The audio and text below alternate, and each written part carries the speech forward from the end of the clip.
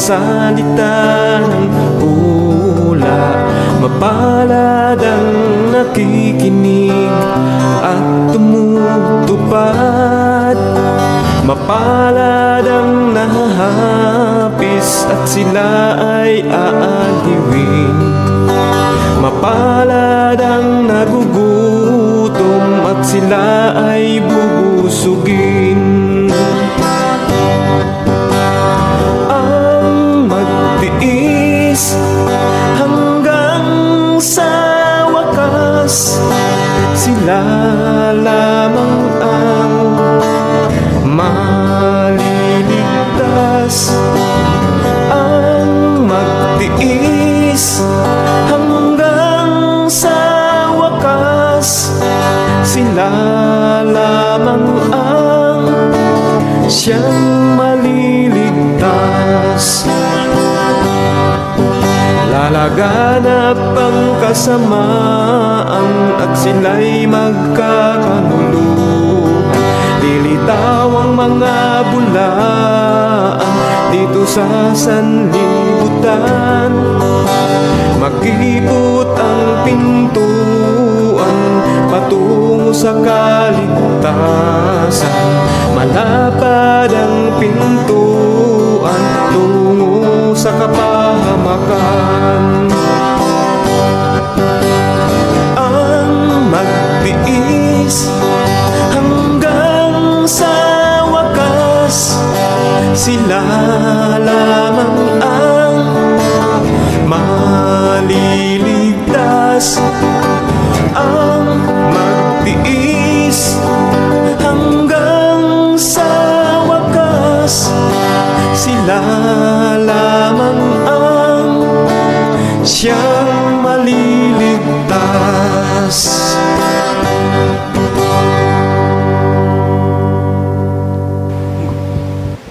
Magandang gabi mga kaibigan at mga kapatid.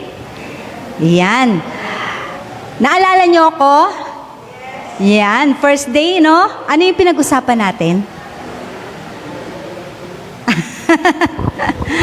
Ang tungkol po sa araw at saka gabi. Ayan, very good. Naalala nila. Ngayon, continuation ito. Pero hindi na natin pag-uusapan yung araw at saka yung gabi, no? Ngayon naman, ang pag-uusapan natin ay tungkol sa pagtitimpi or temperance, no?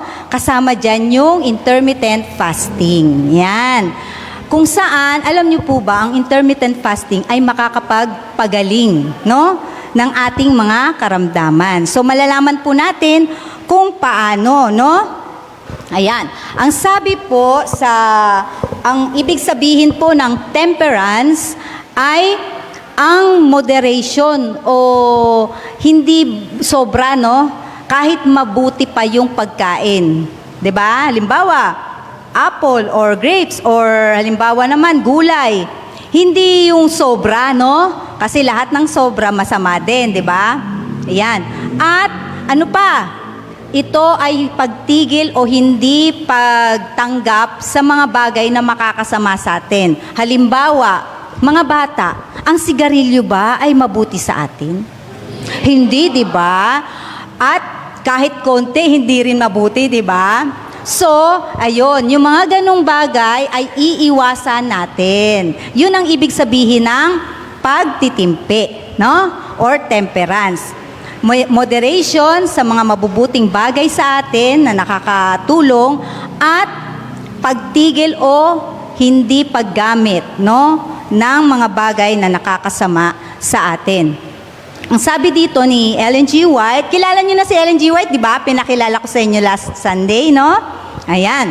Ngayon, ang sabi niya, kapag in order to preserve health, kumbaga, para tayo ay magkaroon ng maganda at mabuting kalusugan, ang pagtitimpi o temperance ay importante, no?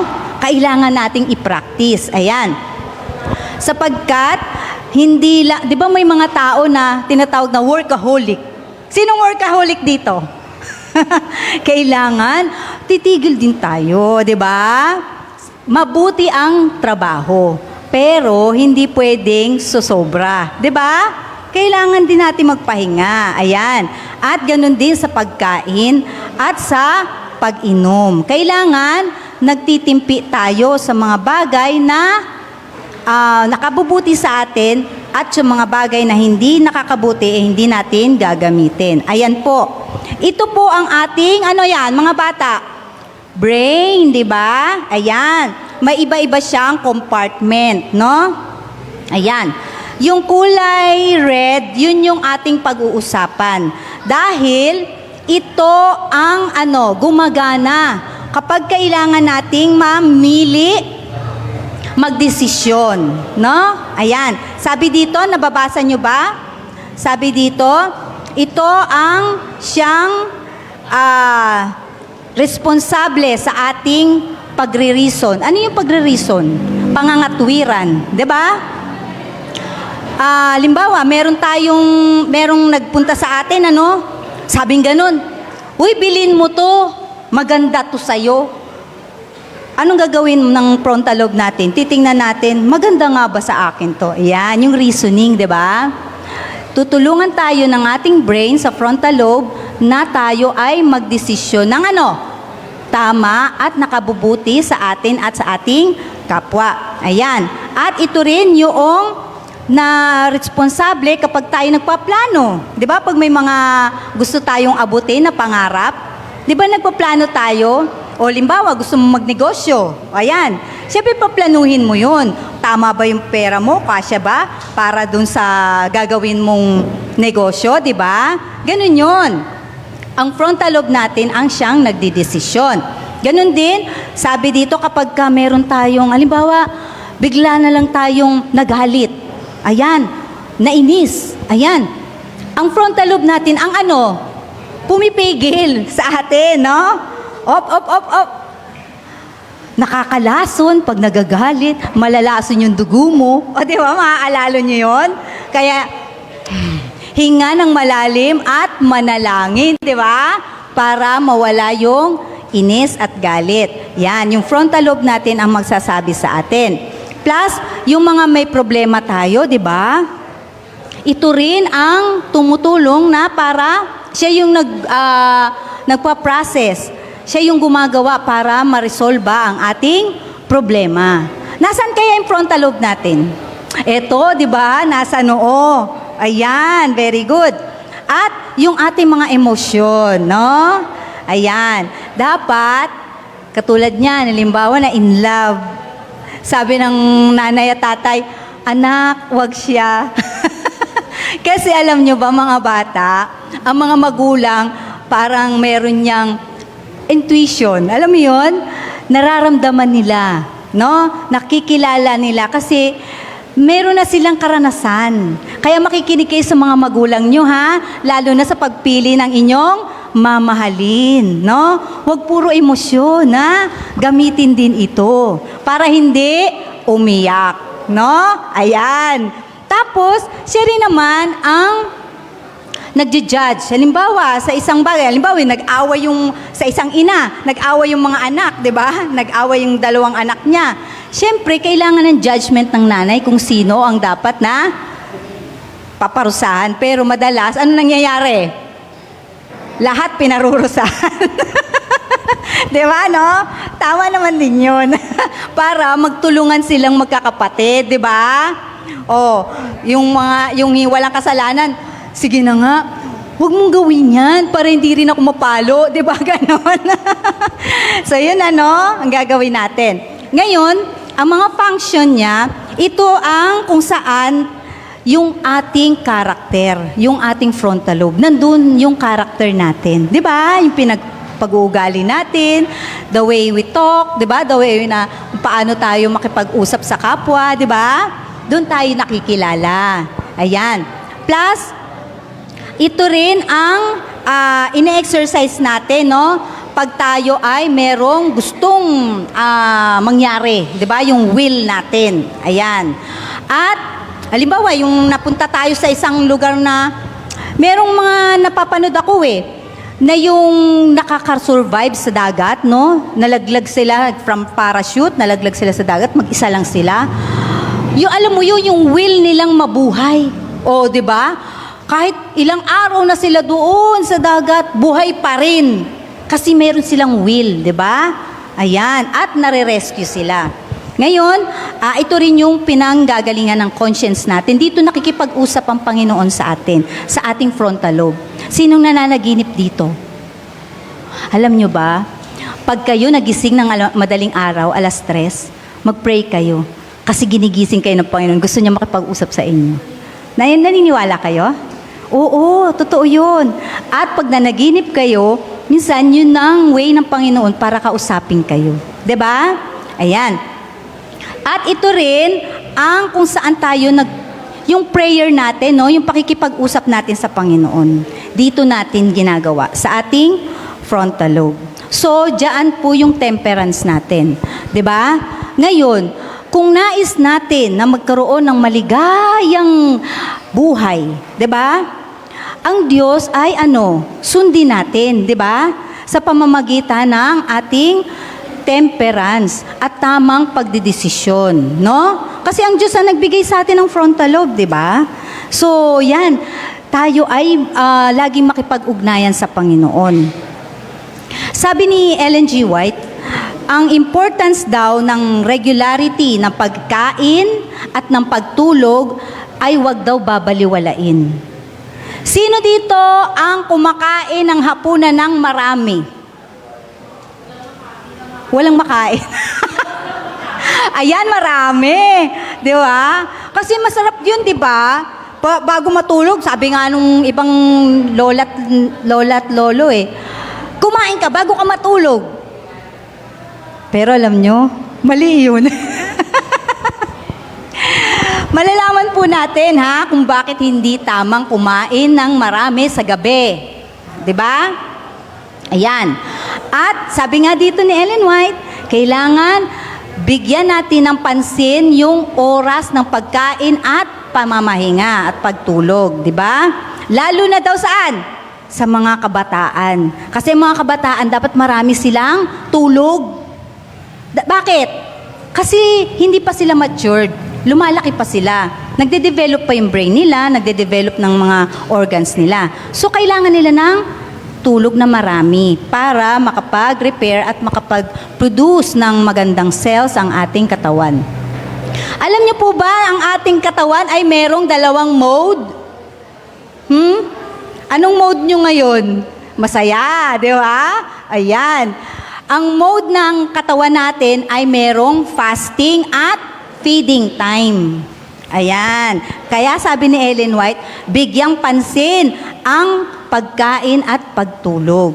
Ayan. Sabi dito sa Matthew 4:2, si Jesus ay nag-fasting siya ilang araw? 40 days. Pero hindi ibig sabihin gagayahin natin, Hindi.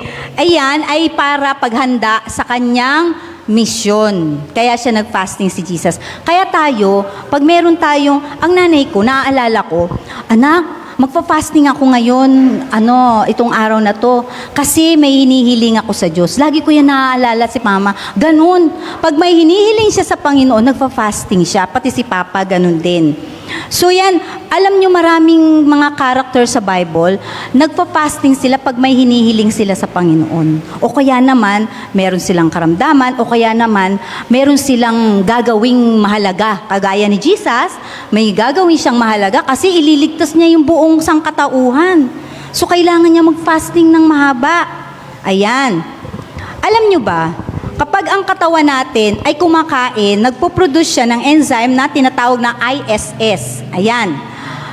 At pinoproduce ng ISS ang mTOR. Huwag na natin masyadong intindihin yung mga medical term.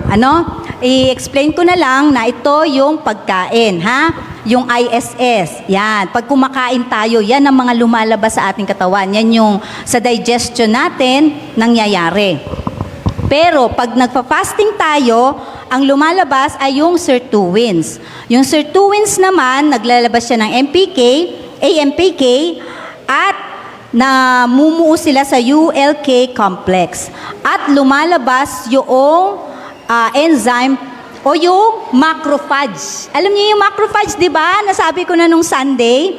Ano yun? Parang ano yun, mga kabataan, yung macrophage. Parang Pac-Man, di ba?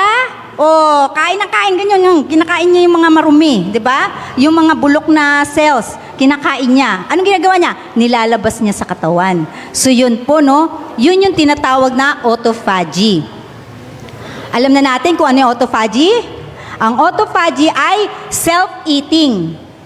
Uy, nakakatakot yun ah. Parang vampira? O ano ba yun? Kinakain mo yung sarili mo, di ba? Autophagy. Pero maganda yun. Lalo na sa mga may cancer. Bakit? Kasi yung macrophage, kakainin niya yung cancer cell. O, di ba maganda? So, yan ang nangyayari sa katawan natin. At sabi nga ni Ellen White, maging uniform o regular, no? Ang ating pagkain ng 2 beses sa isang araw. Uy, magugutom naman ako niyan, Ellen White. Hindi po. Bakit? Kasi yun daw ang mas maganda. Mas maganda yung mahaba ang fasting mo kesa sa pagkain mo. Yan. At sabing dito, kung halimbawa sa gabi, bago ka matulog, ay gutom na gutom ka, mag-light meal ka lang or inom ka lang ng tubig. Ayan. Alam nyo ba, meron pong pag-aaral ang mga sayantipiko at mga doktor tungkol dito sa fasting. Ang ginawa nila, naghanap sila ng mga may diabetes sa China. 120 na mga respondents. Ngayon, hinati nila yun sa 2 grupo. Yung unang grupo, ang tawag doon ay controlled trial. Ang controlled trial, sila yung mga gagawin pa rin nila kung ano yung lifestyle nila. Yun, kung ano sila, paano sila kumain, kung ano yung buhay nila, ipagpapatuloy lang nila. Yun po yung controlled trial na mga groups. Yung isang group naman, yung tinatawag na TRF or Time Restricted Feeding. Sila yung binawasan yung oras ng kanilang pagkain. Yun, mas mahaba ang kanilang fasting ng kanilang katawan. After 12 weeks, ayan, hindi pa inayos yung pagkain nila ha. Hindi pa sila tinuruan ng tamang nutrition. Kung ano lang yung kinakain nila, sige, yun pa rin. Pero, bawas ang oras ng kain. Alam nyo, after 12 weeks, nagsigaling yung mga, ang tawag dito, TRF or Time Restricted Feeding. Yung iba doon ay nabawasan yung kalang insulin na pag-take. Yung iba naman ay talagang wala na silang tinake. Biro mo yun? Kumakain pa sila kung anong gusto nilang kainin ha. Pero, gumaling sila. Oh, ang galing, di ba? Ang ganda. At, sabi nga dito ni Ellen White, kasi kaya nagkakasakit ang mga tao ngayon dahil ang ginagawa nila, imbes na sa umaga maraming kumain, sinong kumakain dito ng pandesal at kape sa umaga? Ayun, ang dami. Naku po. Alam nyo ba, dapat, sabi ni Ellen White, eat like a king pag umaga. Eat like a prince pag tanghali. At eat like a pauper pag gabi. Ano yung pauper? Yung namamalimos. Yung mahirap na tao, yun ang pauper. Ibig sabihin, pagka sa gabi, dapat parang konti lang tayo kumain. Ganon. Yun ang sabi niya dito. Naging nabaliktad na di ba? Ngayon, paghapunan ng maraming kainin, tapos sa umaga, aalis na pupunta na ng trabaho, nagmamadali na. O di ba? Wala nang breakfast. Pero alam nyo ba, nakakamatay kaya yung nang maaga, yung walang breakfast, sa totoo lang. Okay? Pag-aaralan po natin yan sa susunod. Ngayon, alam nyo ba, kung bakit sa umaga maraming kumain? Dahil sa umaga doon mataas ang ating insulin sensitivity. Ano yun? Yun yung tumutulong na yung mga carbohydrates natin ay ginagawa niyang energy sa katawan. Oh, di ba? Kahit anong kainin mo sa umaga na halimbawa, mga favorite mong pagkain, kainin mo yan sa umaga kasi kaya ng katawan mo na harapin yun at kaya niyang i-digest. Maraming enzyme sa umaga. at marami at mataas ang sensitivity ng insulin. Kaya sabi ni Ellen White, eat like a king sa umaga. Baliktad. Pandesal at kape lang. Paano yun? No? Kawawa yung ating katawan. Tapos, ang sabi pa, dito, ang ginawa nila, yung control trial ulit, ang ginawa nila, at ito mga scientists ang gumawa nito, yung iba kasi, pinili nila sa gabi sila kakain ng marami. Yung iba naman, pinili nila sa umaga sila kakain ng marami. Alam niyo mo, in 4 days time, lalong gumaling yung mga umaga ang kumain ng marami. Oo. 'Di ba? Ang galing! Kaya dapat ganun ang gawin natin. Makipagtulungan tayo sa katawan natin. Kasi may mode nga yung katawan natin eh. May panahon ng feeding, may panahon ng fasting. Yun, may oras yan. 'Di ba? Kaya ganun ang dapat nating gawin. Alam nyo ba, pag tayo'y nagpa-fasting, ako naranasan ko to mga kaibigan, kaya ko to kinikwento sa inyo. At pinractice ko to. Alam mo, nawawala yung mga pain, nawawala yung kung ano man ang masakit sa katawan mo. Alam nyo ba, kapag ginawa ninyo to, ang inyong immune system ay lumalakas. Nung nagkaroon ng panahon ng pandemic, kasi hindi ako nagpa-vaccine, pasensya na kayo. Alam nyo ba, nagka-COVID ako. Yung nawala yung pang-amoy, di ba? Tapos ang taas ng lagnat ko, ang sakit ng katawan ko. Alam nyo yung ginawa ko? Hindi ako kumain ng luto. Puro fruits lang. Tapos konti lang. Mas marami ang tulog ko at inom ng tubig at panalangin. 24 hours. Kinabukasan, wala na akong sakit. Ang lakas ko na. Biro mo yun, para akong nagdahilan, nawala lahat ng sakit ng katawan. Tapos bumalik yung pangamoy ko. O din mo 24 hours! Diba? Magagawa nyo rin yan. Kasi ang Diyos gusto niya, malakas tayo. Gusto niya masaya tayo, diba? Kaya itinuturo niya ito sa atin. Diba? So yan ang ginawa nila. At sabi nga, ang fasting, ang benefit ng fasting ay ano? Unang-una, yung weight loss. Alam nyo ba, may dalawa tayong klase ng taba sa katawan. Yung puti, yun yung makikita natin, nagpa-plubs na ganyan. Pero yung brown, yun naman ang nagbibigay sa atin ng heat. No? Yan yung tumutulong sa ating temperature. Ngayon, good news, pag nag-fasting kayo, yung white na taba ninyo magiging brown. O, di ba? Kaya nawawala yung mga laki-laki ng katawan. O, di ba? Sigurado. Alam niyo po, yung nanay ko, nung galing siya sa US, para siyang aparador. Sorry ma. As in, ang laki talaga niya. Pero ngayon, nandun siya sa Batangas. 2 years na siya. Ayaw niya na bumalik sa US. At ang dami niyang gamot. Diabetes, sa hypertension, meron pa sa puso, sa mga sakit-sakit. Alam ninyo, nung tinuruan ko siya, at nakinig naman si mama. Alam nyo, lumiit siya, hindi na siya malaki. O, di ba? At ang ganda ng skin ng nanay ko, mas bata pang tingnan sa akin. Alam nyo ba yun? At saka alam nyo ba kung bakit? Kasi nasa bukid siya. Every day, naaarawan siya. Tapos yung near-infrared na galing sa halaman, nandun siya. Mahilig kasi sa halaman ng nanay ko. Pag pumunta kayo sa farm namin, parang gubat. Alam niyo yun? Mahilig talaga kasi sa halaman ng nanay ko. At alam niyo, dati hindi siya makalakad. Ngayon, mabilis pa sa akin maglakad. O, di ba?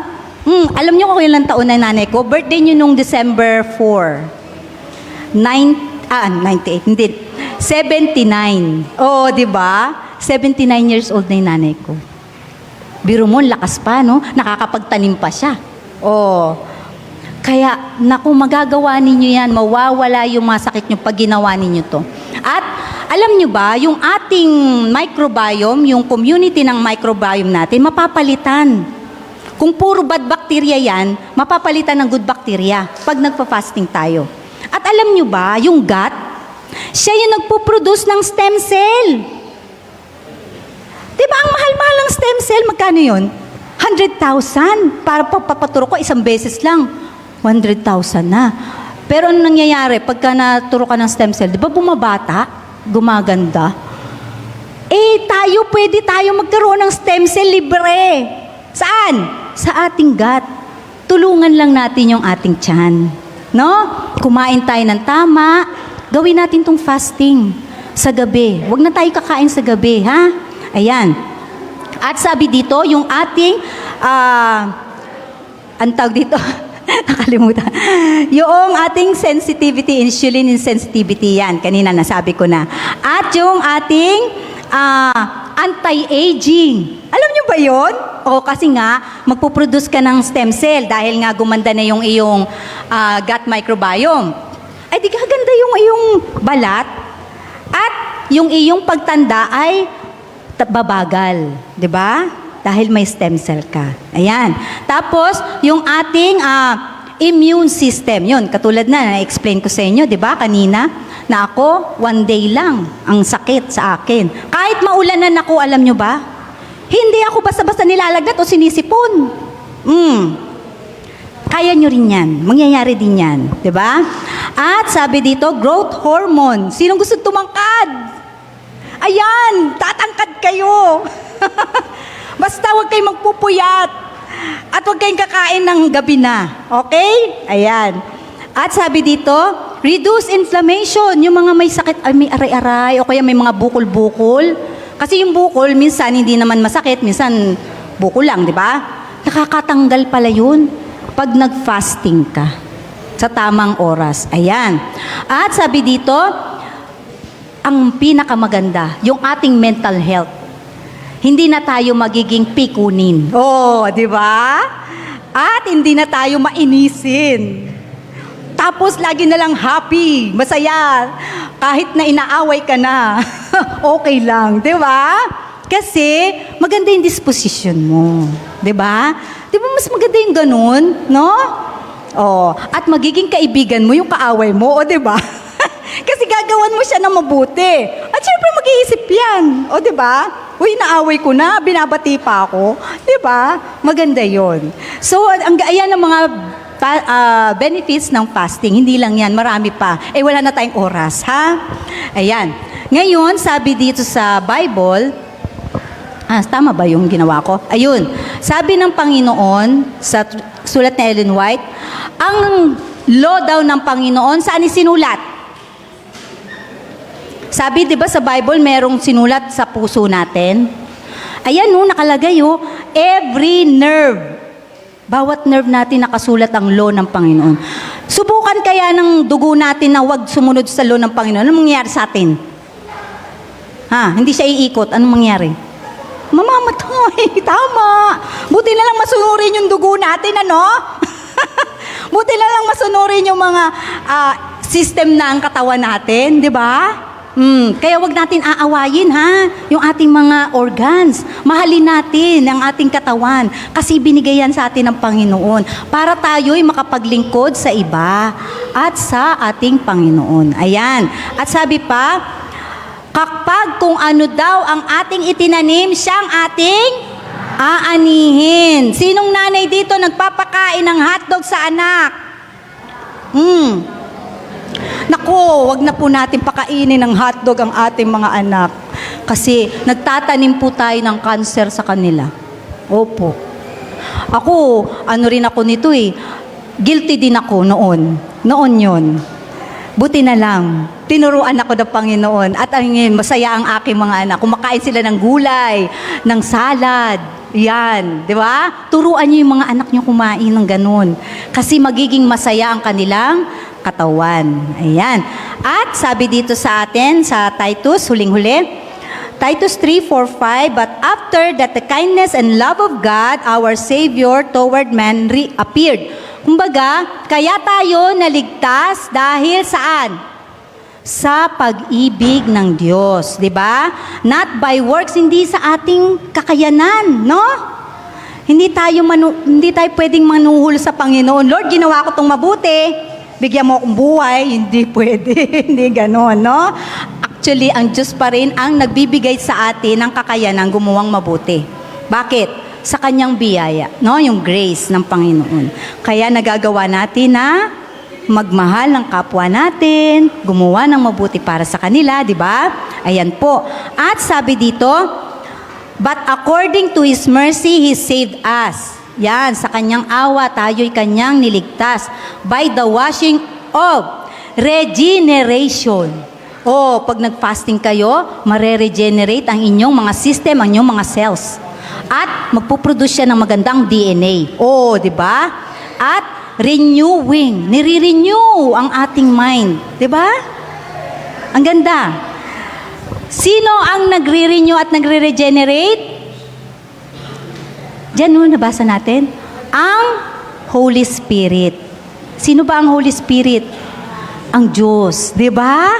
Yan. Ang Diyos ay sumasa atin. At tayo sumasa Diyos. Di ba mga kapatid, mga kaibigan? So yan po ang ating lecture ngayon. At sana po ay nakatulong po ito sa inyo. Marami pong salamat.